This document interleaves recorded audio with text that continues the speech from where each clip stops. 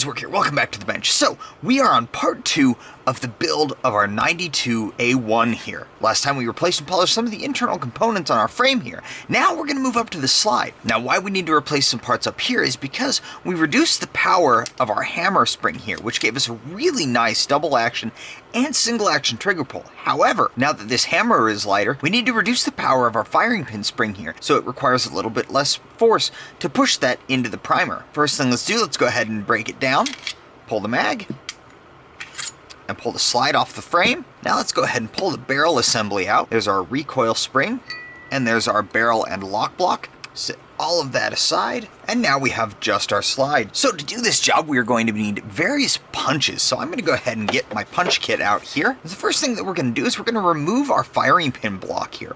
So to do that, we're going to need a punch here. We're going to need a block and a hammer. Got that pin started out. Tap it the rest of the way out. There it goes. So we've got our pin out now. You can see that I've still got my punch in there.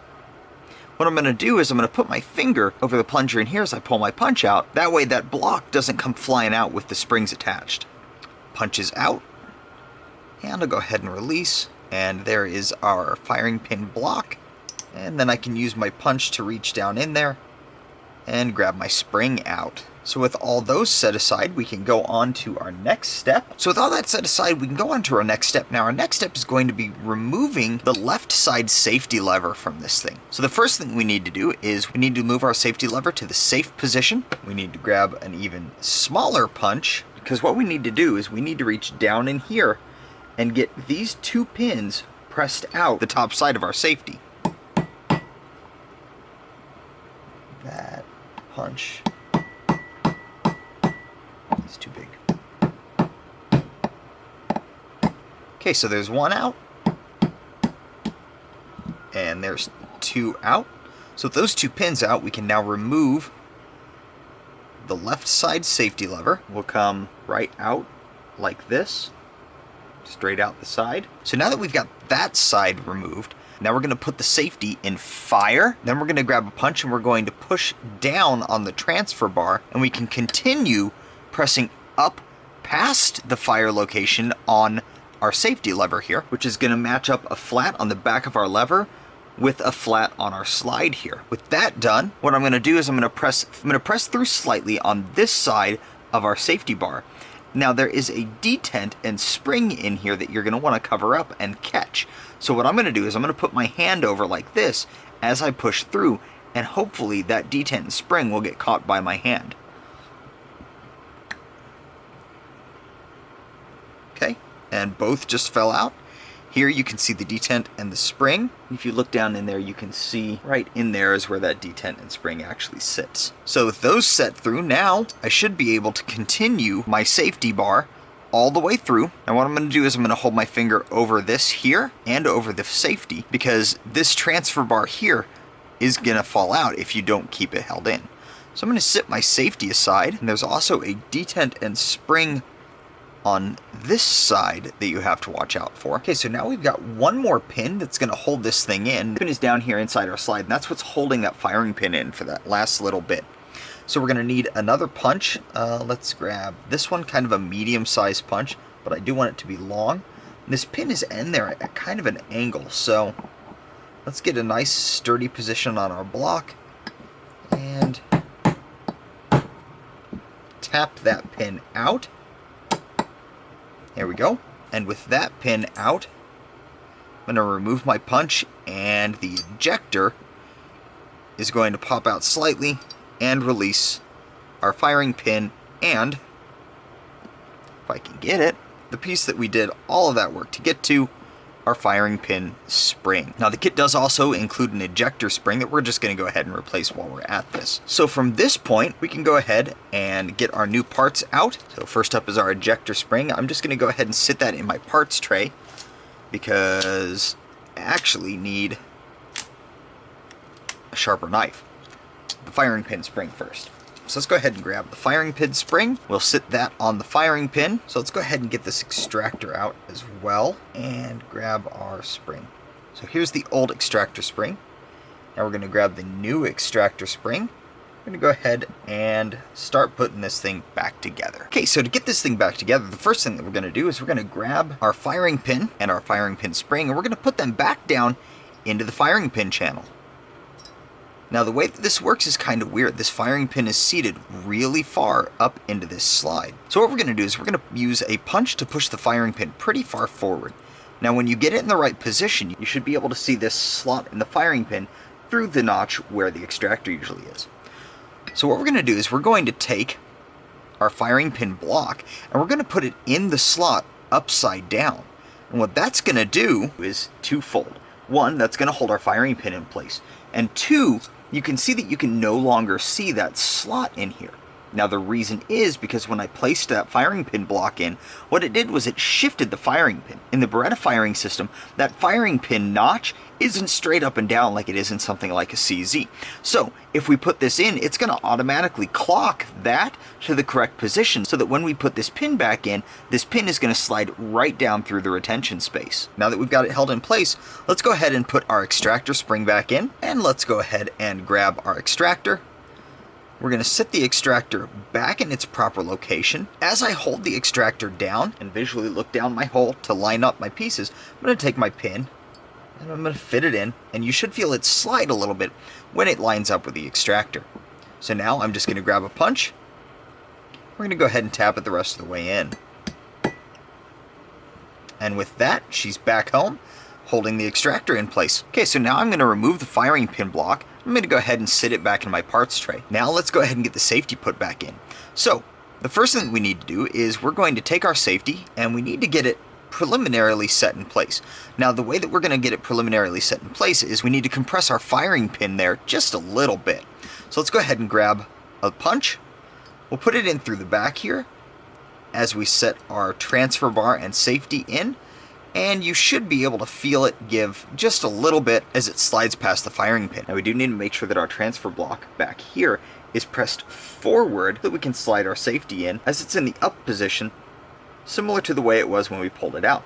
There's a notch here for this front portion of the transfer bar to go through. So we're going to push it through just part of the way, because now we have two different plunger sets that we've got to get in this thing.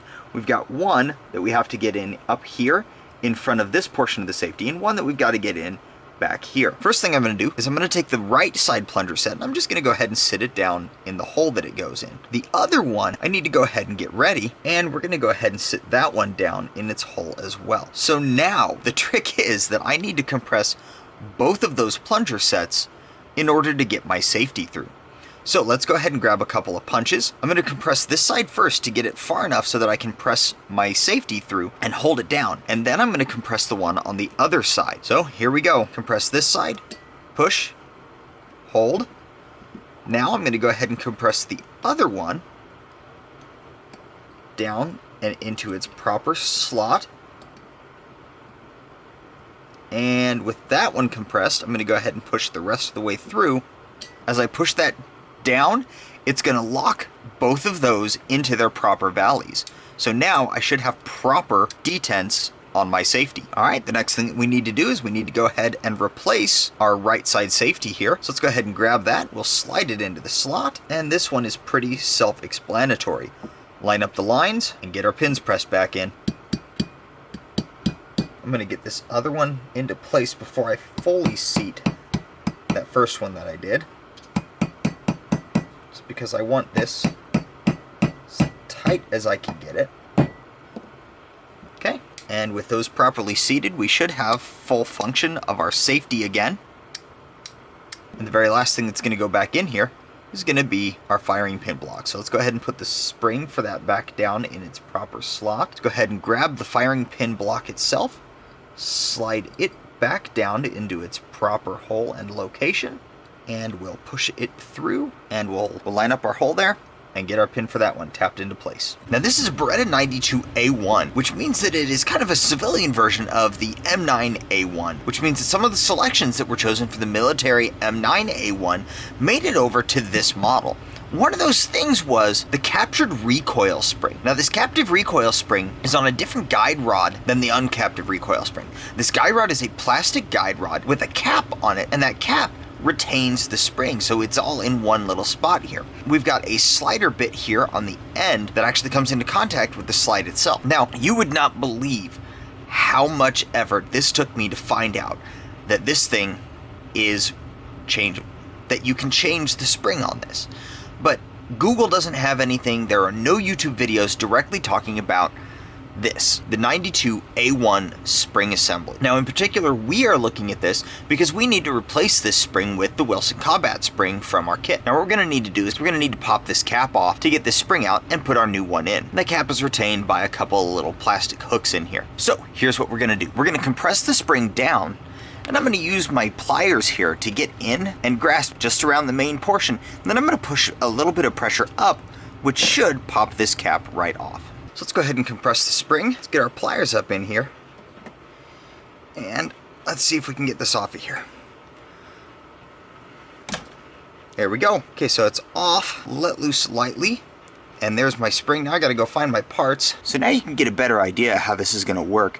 So this is that head that fits down inside here. This is that collar that actually retains the spring that fits over our guide rod here and then is retained by that. So now that we've got our old spring out, let's go ahead and put our new one in. Now this one should be significantly easier to compress. It is, that's nice. So with that compressed, let's go ahead and put our collar back over.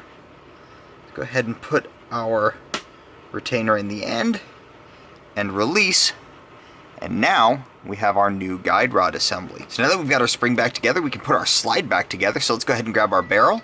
We're gonna slide it in, push it back into lockup, get it seated fully. Now we're gonna slide our spring in. And with that, we should be able to marry up our slide and our receiver. Whew. That is nice and smooth with our new super light, crisp trigger pull.